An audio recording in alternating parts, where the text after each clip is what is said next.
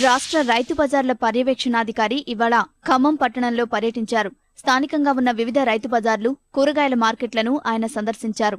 అక్కడి మౌలిక సౌకర్యాలు పరిశీలించారు. రైతుల సమస్యలు, వారి అవసరాలను అడిగి తెలుసుకున్నారు. వినియోగదారుల అసౌకర్యంపైన దృష్టి సారించామన్నారు. నాణ్యమైన తాజా కూరగాయలను అందుబాటులో ఉంచేలా రైతులకు అవగాహన కల్పిస్తున్నామన్నారు. మా ఏడీ గారితోనూ తర్వాత ఇక్కడ సిబ్బందితోనూ రివ్యూ చేసుకుని యాక్చువల్గా టాయిలెట్ వాటిని హైజీనిక్గా ఉంచడానికి మేము ప్లాన్ చేస్తున్నాము. ఇక్కడ పార్కింగ్ అనేది వెహికల్స్ కూడా లోపలికి వచ్చేస్తున్నది, పబ్లిక్ ఇన్కన్వీనియన్స్ అవుతుంది.